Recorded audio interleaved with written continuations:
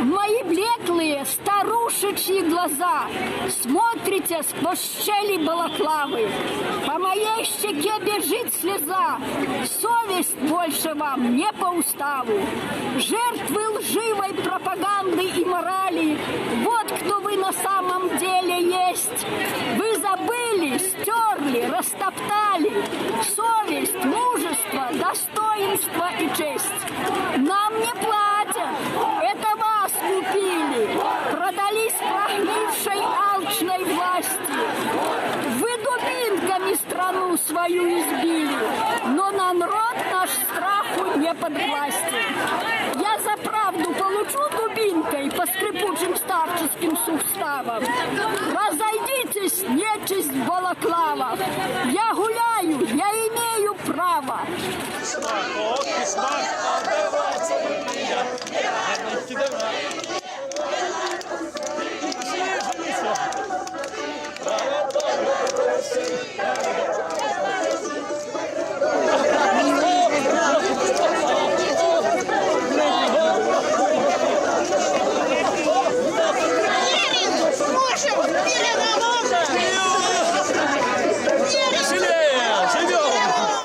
Акцыі пенсіянераў сёння адбыліся таксама ў Гомлі і ў горадні. У горадні, дарэчы, затрымалі ажно 7 удзельнікаў гэтага маршу. Дваім з іх стала кепска і адзін з удзельнікаў знаходзіцца ў шпіталі. Ну а мы пераносімся ў Менск. З адной з удзельніц панядзелкавага маршу пенсіянераў, спадарыняй Алаю, мы размаўляем ужо зараз. Вітаю вас, спадарня Алла. Скажите, калі ласка, ці чакалі вы такой жорсткасці ад сілавікоў сёння ў сталіцы? Калі шчыра, то я не чакала, тому што ў мінулы панядзелак на акцыі было ўсё ціха, мірна, нікога там на маіх вачах не затрымалі. Ну, сёння я сама бачыла, як сілавікі вылезлі з бусіка, гэта было недалёка ад будынка КДБ і спрабавалі затрымаць жанчын. Вы ведаеце, жанчыны настолькі аператыўна адрэагавалі. У нас у руках былі букеты кветак, які прынёс адзін мужчына і сказаў усім браць у рукі, каб ісці на маршы.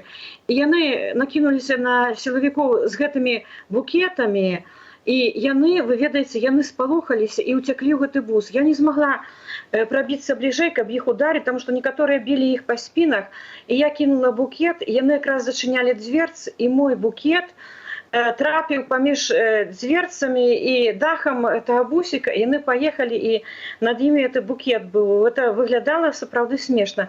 Ну, мы ішлі, была вельмі добрая атмасфера. До нас вельмі радасна падбягалі людзі, якія ішлі па праспекту, нам сігналілі людзі, якія праязджалі у аўтамабілях, і я была вельмі ўражана тым, што прыйшла моладзь, яны трымалі плакаты і крычалі: «Дзякуй вам, бабулі нашы і дзядулі».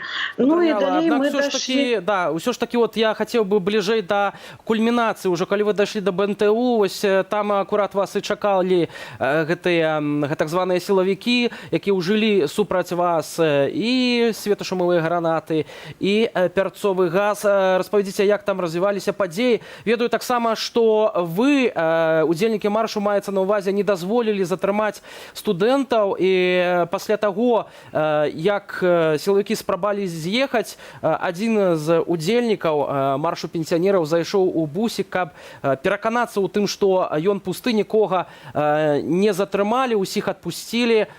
Як вам гэта ўдалося, калі ласка? Ну, ведаеце што, там я здзіўлялася тым, што жанчыны ў нас проста, ну, надзіва мужныя, яны нічога не баяцца.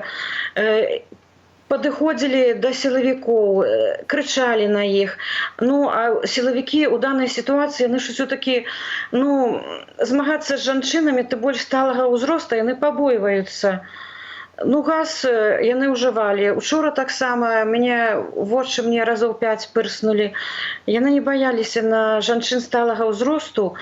І газ, ну, мы ўжо проста пасля марша, які быў учора, мы ўжо нічога не баяліся. Мы ішлі у душы мы былі просто гатовыя да таго, што можам глынуць і газу і можам атрымаць дубінка, які я ўчора па галаве атрымала. Ну, нічога мы амаль не баяліся. Спадарня Алла, як зараз сябе чуеце? І яшчэ одно пытанне. Як вы думаеце, адкуль все ж такі столькі жорсткасці, калі нават на пенсіянераў, на сталых жанчын гэтыя людзі у чорных балаклавах, ну, як цапныя, так скажем, псы рэжыму кідаюцца і робяць такія бясчынствы? Вы ведаеце, я ў свой час працавала ў вечерняй школе, у якой вучыліся будучыя амапаўцы. Я двух з іх я ведаю. Знайшла прозвішчы іх у тым спіску, які друкаваў нехта. І я бачыла, это былі не самыя лепшыя вучні. У іх былі адносіны паміж сабой, ну, дакладна такія, як яны цяпер адносяцца да нас, жанчын сталага ўзросту. Ну, і таму мяне гэта не вельмі здзіўляе. Дзякуй вам вялікі, спадарня Алла, за гэты каментар. Нагадаю, сённяшні марш пенсіянераў адбыўся не толькі ў сталіцы, а і ў іншых рэгіёнах. Таксама мелі месца затрыманні, жорсткі разгон.